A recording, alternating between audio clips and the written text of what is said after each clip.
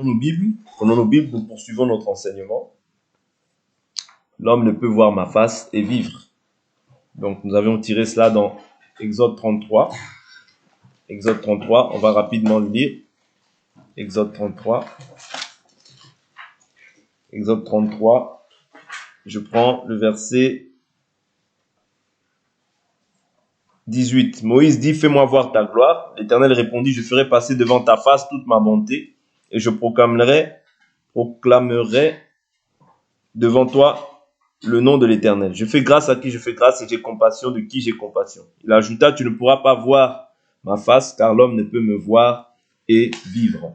Donc nous avions vu cela en disant que voir la face de Dieu ne te permet plus de vivre. Or, vivre ici, nous l'avions vu comme étant le fait de pouvoir vivre encore selon le monde. Or, nous, comme nous sommes aujourd'hui des citoyens du royaume céleste, nous sommes membres de la famille de Dieu et nous sommes semblables à Dieu. Parce que la Bible nous dit, tel il est, tel nous sommes. Vous comprenez? C'est-à-dire que tel lui, il a marché, tel qu'il a marché, nous aussi, nous devons nous efforcer par le Saint-Esprit à marcher de la même manière. C'est très important. Voilà pourquoi je dis toujours que les chrétiens ont un grand défi sur la terre. Quand je parle des chrétiens, je ne parle pas des chrétiens en général. Je parle des disciples de Christ. Okay? Des disciples de Christ qui marchent vraiment par l'Esprit ont un grand challenge. Vous voyez, le challenge, c'est vraiment d'être comme le Seigneur, lui, a marché aussi, étant sur cette terre. Vous comprenez? Donc, si le Seigneur n'a pas haï, toi, tu dois t'efforcer à ne pas haïr. Si le Seigneur n'a pas envié, toi, tu dois t'efforcer par le Saint-Esprit à ne pas envier.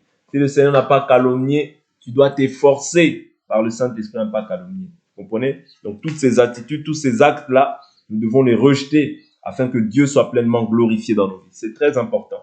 Parce que sans quoi, nous avions dit que tu reverras aussi la face de Pharaon. Parce que Pharaon avait dit à Moïse, le jour où tu reverras ma face, tu mourras.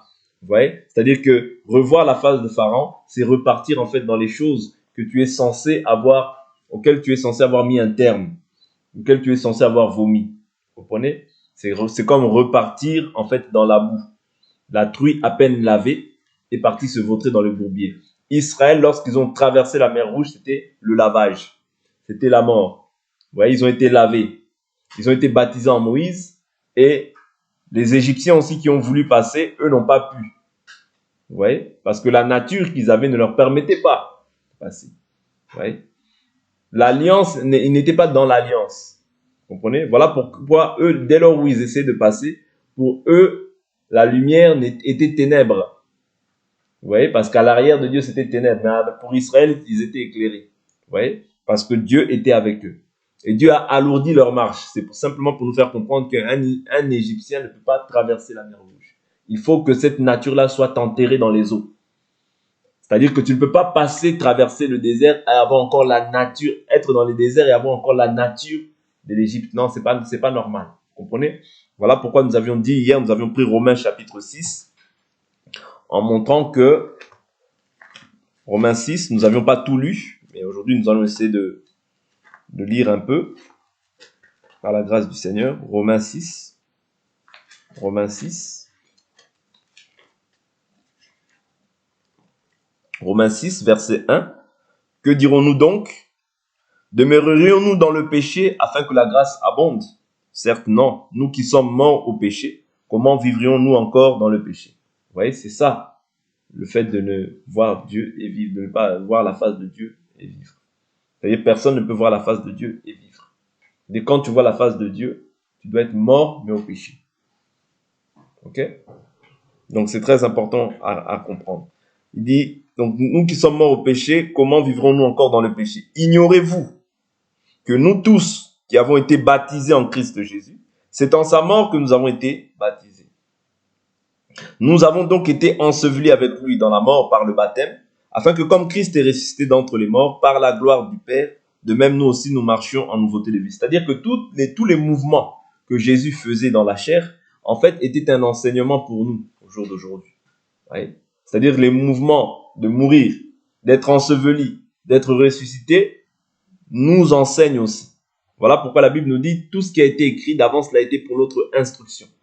C'est-à-dire les faits, les gestes que Jésus accomplissait, c'était pour une instruction, c'était pour nous enseigner. Même lorsque Jésus apprenait à prier aux disciples, c'était pour nous instruire aussi comment nous aussi nous devons prier. Lorsque Jésus faisait un mouvement, c'était toujours pour instruire. Parce que lui, en tant que Dieu, Jésus même par exemple lorsqu'il priait, lui n'avait pas besoin de prier. Ouais, mais c'est toujours pour instruire aussi. Vous comprenez? Donc c'est très important de comprendre ça. Donc il nous dit, voilà, que nous vivions, marchions en nouveauté de vie. En effet, si nous sommes devenus une même plante avec lui, par la conformité à sa mort, nous le serons aussi par la conformité à sa résurrection. Ouais. Nous sommes devenus une même plante, comment? Par la conformité à sa mort. C'est-à-dire, nous avons revêtu une même nature. Nous avons revêtu maintenant la même nature que lui. Donc, nous serons aussi conformes à lui lorsque nous allons aller à la résurrection. C'est-à-dire que nous allons revêtir maintenant un corps de gloire, un corps spirituel. Vous voyez, parce que ce corps est semé corps charnel, mais il ressuscite corps spirituel. C'est très important. Ok? Donc il dit quoi? Nous savons que notre vieille nature a été crucifiée avec lui. La vieille nature, c'est la nature pécheresse. C'est la nature que nous sommes censés avoir laissée dans les eaux. Vous voyez? Parce que le baptême, quand on le voit comme ça, c'est juste un symbole. Mais c'est un symbole qui représente beaucoup de choses spirituellement. C'est-à-dire que je laisse mon ancienne vie dans les eaux. Ouais. La nature égyptienne, je la laisse dans les eaux. C'est un engagement de bonne conscience, mais spirituellement, c'est symbolique. Voilà pourquoi même Jésus s'est fait baptiser, pour nous montrer à nous aussi que si nous voulons entrer, parce que la Bible nous dit, personne ne peut voir le royaume s'il n'est né d'eau et d'esprit. C'est-à-dire que pour voir le royaume, il faut naître d'eau et d'esprit. C'est ça que Jésus a dit à Nicodème. Vous voyez? Il a dit, si tu veux voir le royaume, il faut naître d'eau et d'esprit. Dès quand tu nais d'eau et d'esprit, c'est alors que tu peux voir le royaume de Dieu. En dehors de ça, tu ne peux pas voir le royaume de Dieu. D'où l'importance de comprendre que le baptême a une grande nécessité dans le salut. Ce n'est pas quelque chose d'anodin. Ce n'est pas quelque chose de... Non, c'est quelque chose de très, très, très important. Vous voyez? Parce que tu montres par là ton engagement envers Dieu. C'est-à-dire le monde tel qu'il est, le monde des anges, déchus, les anges de Dieu, ainsi, c'est un témoignage, pas face aux anges de Dieu, face aux anges déchus, mais face au diable aussi, c'est-à-dire tu démontres que tu ne lui appartiens plus, maintenant tu appartiens à Dieu entièrement. Ouais, tu es membre maintenant de la famille de Dieu. C'est très important. Donc il nous dit, donc comme nous sommes devenus maintenant une même plante avec lui, qu'est-ce qu'il nous dit? Nous savons que notre vieille nature a été crucifiée avec lui, afin que ce corps de péché soit réduit comment? À l'impuissance. Et que nous ne soyons plus esclaves du péché. C'est-à-dire que maintenant que tu es devenu libre, tu ne peux plus être esclave. Tu ne peux plus repartir être esclave. Mais maintenant, tu es esclave de Christ et non plus esclave du péché. Parce que c'est ça qui te condamnait devant Dieu. C'est le péché qui agissait dans tes membres. C'est ça qui faisait de toi que tu sois ennemi de Dieu. Par le comportement, les actions que tu manifestais, les pensées que tu manifestais, c'est ça qui faisait que tu étais ennemi de Dieu. Mais maintenant, Dieu, par le Saint-Esprit, il te donne la capacité de maintenant dominer sur les désirs de la chair, sur les désirs du corps. Vous voyez? Voilà pourquoi, au préalable, qu'est-ce qu'il fait? Il doit faire en sorte que tu meurs. Parce que quelqu'un qui est mort, la Bible nous dit par la suite, celui qui est mort est quitte du péché. C'est-à-dire le péché ne peut plus dominer sur toi. Voilà pourquoi nous avions vu aussi dans le livre de Genèse que la caractéristique d'être un Dieu, c'est quoi?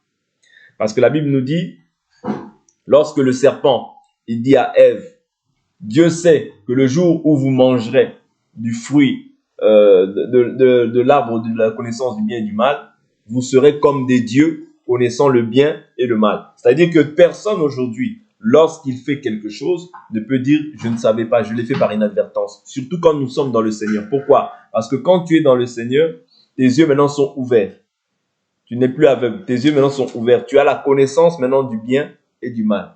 Parce que Satan lui-même dit ça. Bien que c'est Satan qui le dise, mais c'est une réalité. C'est-à-dire être Dieu, c'est connaître le bien et le mal.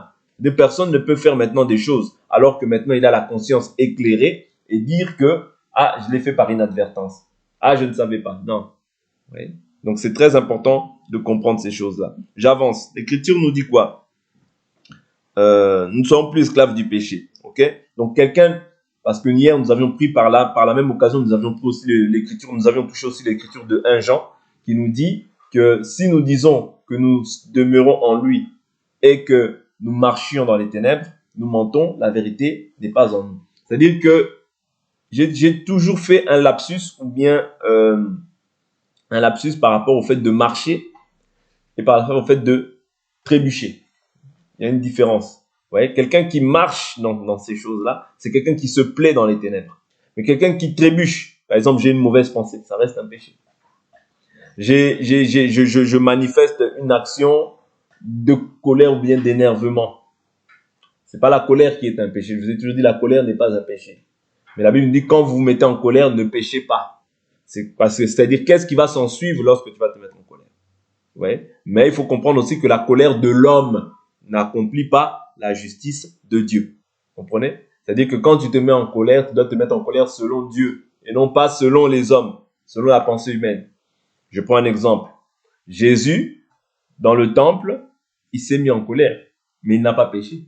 Bien qu'il a, il a renversé les, comment dire, le truc de pigeons et toutes ces choses, les tables de pigeons et toutes ces choses, les tables d'échangeurs, tout ça, il les a renversées. Mais il n'a pas péché. Pourquoi? Parce que c'était une colère venant de Dieu, une colère qui est justifiée. Voilà pourquoi si je me mets en colère vis-à-vis de la parole, c'est-à-dire si ma colère elle respecte la parole, je n'ai pas péché. Par exemple, s'il y a un désordre et que je viens, je crie, je me mets en colère par rapport à ce désordre-là, je n'ai pas péché.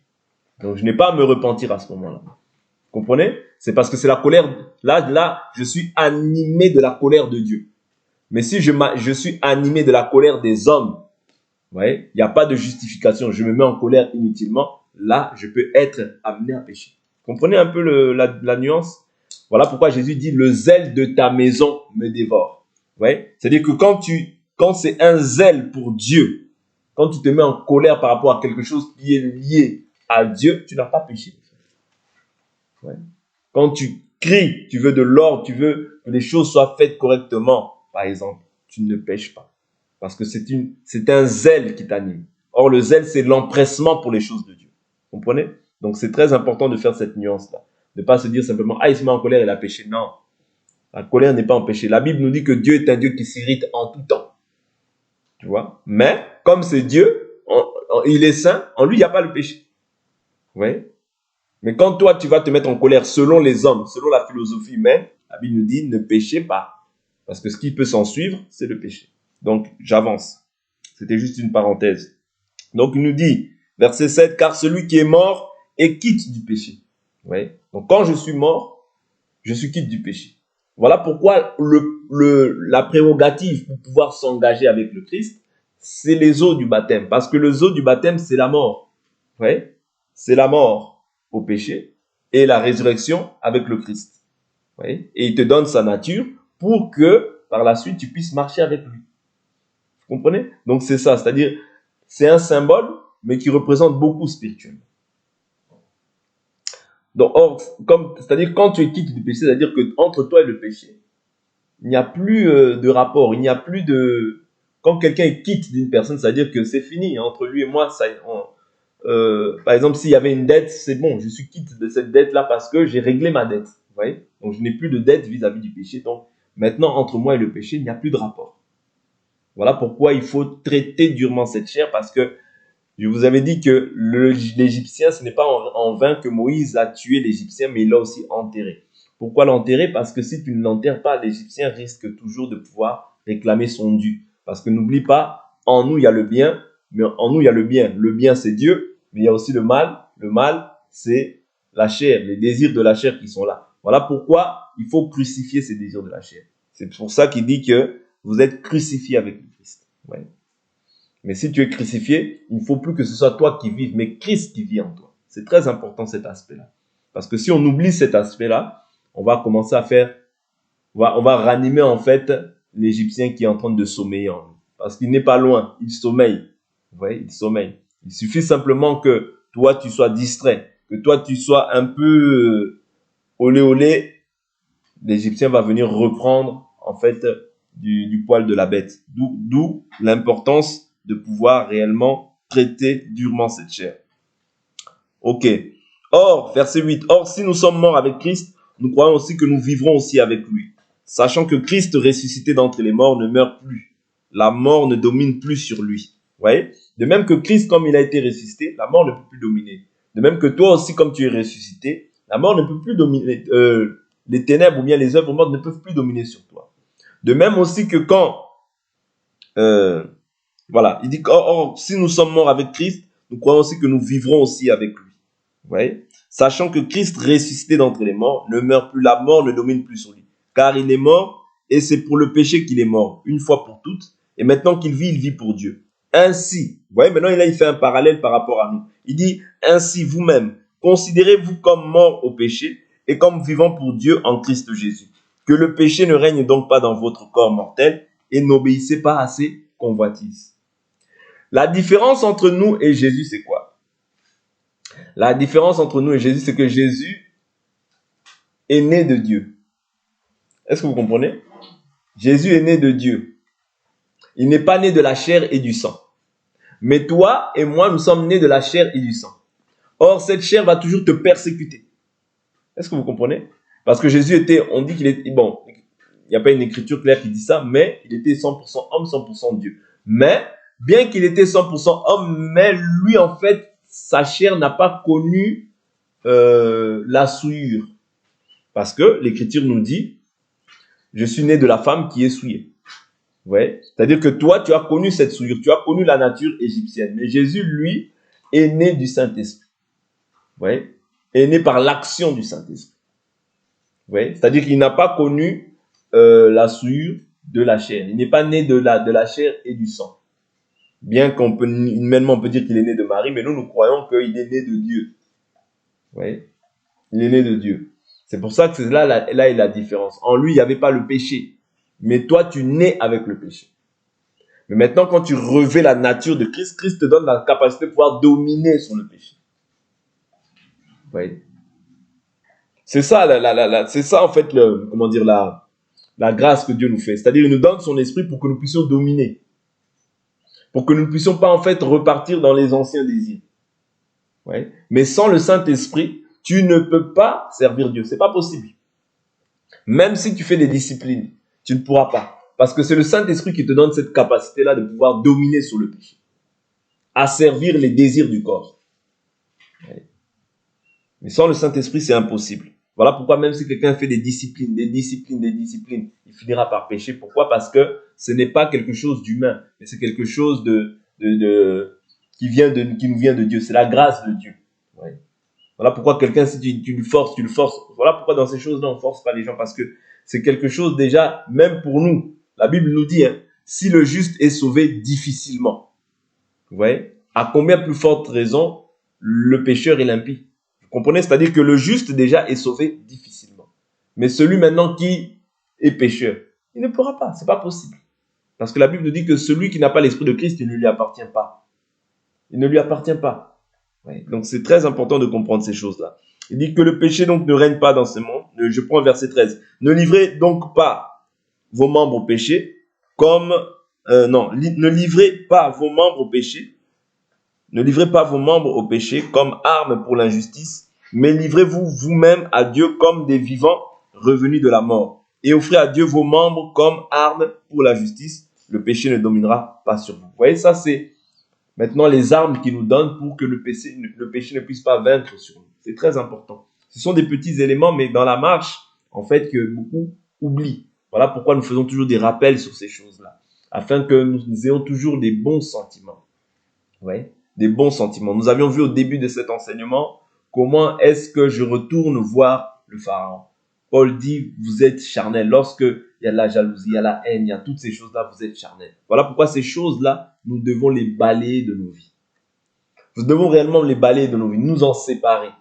Ouais, parce que si tu ne te sépares pas de ces choses-là, c'est ce qui va triompher sur toi. Parce que la Bible nous dit, toute personne est esclave du péché qui a triomphé sur lui. C'est très important de comprendre que nous sommes maintenant libres, mais nous sommes à la fois esclaves.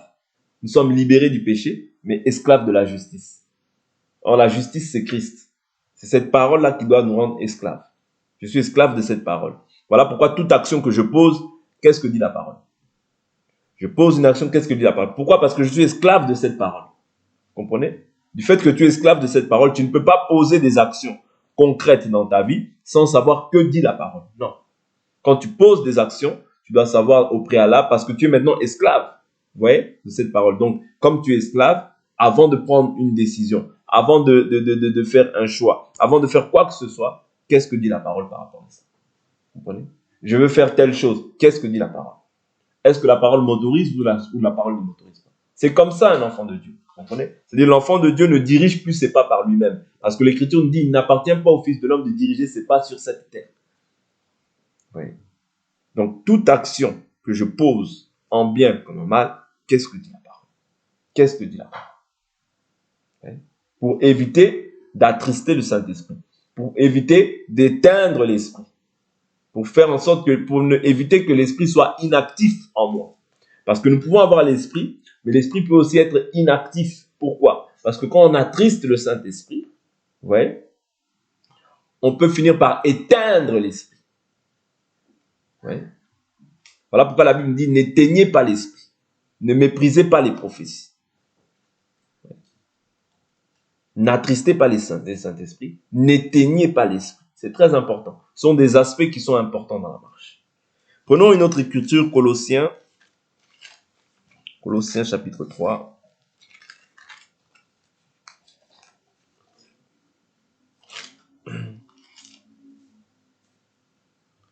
Prenons une autre écriture, Colossiens 3. Colossiens ou Éphésiens?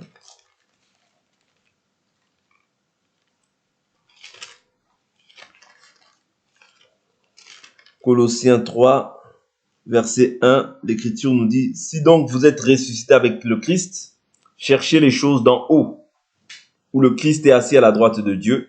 Pensez à ce qui est en haut et non à ce qui est sur la terre. Car vous êtes morts, votre vie est cachée avec le Christ en Dieu. » Ça, vous le savez déjà. Vous voyez? Mais au verset 5, il nous dit quoi? « Faites donc mourir votre nature terrestre. » Ok? Quelle est la nature terrestre? L'inconduite, l'impureté, les passions, les mauvais désirs et la cupidité qui est une idolâtrie. Vous voyez? La cupidité, c'est une idolâtrie. Voilà pourquoi c'est ces choses-là dont nous devons nous séparer, que nous devons faire mourir. Cette ancienne nature-là qui nous rendait autrefois ennemis de Dieu, qui ne nous permettait pas de pouvoir contempler la face de Dieu. C'est ça qui mettait une distance entre nous et le Seigneur. Parce que nous étions ennemis de Dieu par nos pensées, par nos actions. Vous voyez? D'où l'importance de comprendre que quand je contemple maintenant la face de Christ, je dois être mort à ces choses-là. Pour vivre maintenant en nouveauté de vie. Vous voyez? Hier, nous avions pris pas mal d'exemples en disant que lorsque tu consultes encore la chair, c'est comme si tu consultes une ex. Vous voyez? C'est comme si tu consultes quelqu'un d'autre. Voilà pourquoi quand tu consultes la chair, Dieu est en colère. Ouais, Dieu est en colère parce que tu ne peux pas te confier dans la chair, parce que la chair, c'est l'Égyptien en toi. Or, l'Égyptien, lorsque tu le consultes, tu descends. C'est ce que nous avions vu. Mais quand tu consultes, parce que la Bible nous dit l'Égyptien est chair et non esprit. Or, même nous avions pris pas mal d'exemples, lorsque tu as quelque chose et que tu consultes quelqu'un qui n'a pas l'esprit, il va te donner aussi un conseil charnel, un conseil humain. Non pas que je dise d'une manière absolue que c'est mauvais de demander conseil. Non, il ne faut pas tomber dans l'orgueil. Mais je dis simplement que ce qui est chair, mais ce qui est esprit est esprit. Or, quand tu consultes quelqu'un qui a l'esprit, il va t'orienter vers les choses de l'esprit. C'est très important. Ce sont des aspects que nous devons retenir pour notre salut. Vous voyez? Voilà pourquoi nous avions vu 1 Corinthiens 4 qui dit « N'y a-t-il pas parmi vous un seul sage ?» C'est-à-dire qu'il y a des sages parmi les saints. Dieu a donné la sagesse infiniment variée à l'Église. Pas à ceux du dehors, mais à ceux du dedans. Vous voyez? D'où l'importance de comprendre que je sais que mon frère, ma soeur est sage. Si j'ai un conseil à demander, si je ne trouve pas dans la parole, je peux toujours demander à un frère, toujours à une soeur qui peut aussi me conseiller. C'est pas un péché. Vous comprenez? Donc c'est très important de comprendre ces choses-là. Il dit quoi? Verset 6, c'est pour cela que vient la colère de Dieu sur les rebelles. C'est-à-dire quand on agit ainsi, ouais, quand on agit ainsi, donc lorsqu'on n'a pas encore fait mourir notre ancienne nature, on est encore rebelle vis-à-vis du Seigneur. Ouais, on est rebelle parce que Dieu dit c'est pour ça que vient la colère de Dieu sur les rebelles. C'est-à-dire que nous aussi, lorsqu'on agit ainsi, on est rebelle à la parole. D'où l'importance de comprendre que ces choses-là, Dieu en a en horreur, donc moi aussi je dois en avoir horreur. Vous marchiez ainsi autrefois lorsque vous viviez dans ces péchés. Mais maintenant, vous aussi, rejetez tout cela. Colère, animosité, méchanceté, calomnie, paroles grossières qui sortiraient de votre bouche. Vous voyez, même des mauvaises paroles. Nous devons apprendre à être renouvelés dans notre manière de parler. C'est ça que produit la parole dans la vie de l'homme. Un changement total, une personne métamorphosée, une personne totalement transformée. Parce que c'est ce que nous avions dit hier selon Éphésiens 2:10, que nous avons été recréés en Christ pour des œuvres bonnes que Dieu a préparées d'avance afin que nous les pratiquions. Vous voyez, des œuvres bonnes, pas des œuvres ténébreuses. Parce que les ténèbres, la Bible dit, Dieu, il n'y a pas en lui de ténèbres. Ouais. Dieu est lumière, il n'y a pas en lui de ténèbres. Ouais. Or, si Dieu est lumière, il faudrait que nous aussi, nous nous efforcions qu'il y ait de la lumière en nous. Mais s'il y a ces choses-là en nous, il y a l'animosité, il y a les querelles, il y a les disputes, ça, c'est des œuvres ténébreuses. Ouais. Voilà pourquoi c'est de ces choses-là dont nous devons nous dépouiller. Du mauvais cœur, de la méchanceté qui peut régner dans nos cœurs. Nous devons nous dépouiller de ces choses-là et prier Dieu afin qu'il renouvelle notre intelligence constamment. Parce que ta pensée est mitraillée par l'ennemi. Lorsqu'en fait ta pensée, lorsque ton cœur est rempli d'animosité, c'est-à-dire c'est ta pensée qui est mitraillée par l'ennemi. Voilà pourquoi la Bible nous dit, dans le livre d'Éphésiens chapitre 6, prenez toutes les armes de Dieu afin de tenir ferme dans le mauvais jour. Le casque du salut avec lequel vous pourrez éteindre tous les traits enflammés du malin. Vous voyez, c'est-à-dire c'est dans ta pensée, si tu ne fais pas attention, tu vas voir que tu vas toujours mal penser, et ton cœur va être rempli en fait de ces choses-là. Voilà pourquoi il faut prier constamment afin que nos pensées soient constamment renouvelées et que nous n'ayons pas des mauvais désirs ou des mauvaises pensées. Parce que c'est comme ça que viennent les divisions, c'est comme ça que viennent les rivalités, c'est comme ça que viennent les haines, l'orgueil, toutes ces choses-là, ça vient de là. Voilà pourquoi il faut veiller sur nos cœurs. Veiller, c'est pas regarder ton cœur comme ça, non, veiller sur ce que médite ton cœur. Qu'est-ce qu'il y a dans ton cœur? C'est pourquoi Jésus nous dit veiller et prier afin de ne pas entrer en tentation. Parce que la tentation vient lorsque la oisiveté vient. Lorsque l'oisiveté vient, lorsque tu es toujours occupé à autre chose, mais jamais aux choses d'en haut, c'est là que la tentation aussi se présente facilement dans ta vie. Mais plus tu es attaché aux choses d'en haut, je ne dis pas que tu vas plus pécher, non. Je dis que moins, tu verras que les sentiments de ton cœur seront différents. Tu verras que les pensées qui vont t'animer seront différentes. Ouais, c'est très important. Ce sont vraiment des choses que nous devons pratiquer pour la gloire de Dieu. Je continue, il dit, ne mentez pas les uns aux autres, vous qui avez dépouillé la vieille nature avec ses pratiques. Ouais. C'est-à-dire que la vieille nature, elle a des pratiques. Ok? La nouvelle nature aussi a des pratiques. Ok? Voilà pourquoi hier nous avions parlé de l'exercice de la piété. Ouais. Mais lorsque tu fais autre chose, on appelle ça l'impiété. C'est-à-dire quand tu ne rejettes pas la vieille nature, on appelle ça maintenant l'impiété. Ouais. Et il dit quoi? Et revêtu la nouvelle nature qui se renouvelle en vue d'une pleine connaissance selon l'image de celui qui l'a créée. Ouais. La nouvelle nature se renouvelle constamment. Okay, je saute, je vais rapidement au verset 13. Non, verset 12. Ainsi donc, comme des élus de Dieu, saints et bien-aimés, revêtez-vous d'ardente compassion, de bonté, d'humilité, de douceur, de patience. Oui. Se revêtir, c'est ça, c'est ce chose-là dont on doit se revêtir. Parce que sache que l'ennemi, qu'est-ce qu'il cherche à faire? Il cherche à ôter en fait, parce que ces choses-là, ce sont des armes. Voilà pourquoi on dit de nous revêtir de ces choses-là. Parce que quand tu es revêtu de ces choses-là, tu ne risques pas de tomber facilement. Ouais. Mais lorsque tu n'as pas en fait ces armes-là, facilement en fait tu es une proie pour l'ennemi. Lorsque tu n'observes plus ces choses-là, lorsque tu mets ces choses de côté, tu es en train de te dévêtir. Mais lorsque tu t'efforces, parce que c'est un effort, ouais, ce n'est pas quelque chose qui va venir soudainement comme ça. Non, c'est un effort, c'est une violence qu'il faut appliquer. Si tu veux demeurer vêtu et non pas nu, c'est un effort que tu dois faire. Ouais. C'est un effort, il y a un effort à faire dans chacun d'entre nous. Voilà pourquoi il nous dit, revêtez-vous d'ardente compassion, ouais, de bonté, d'humilité, de douceur, de patience. Supportez-vous les uns les autres et faites-vous grâce réciproquement.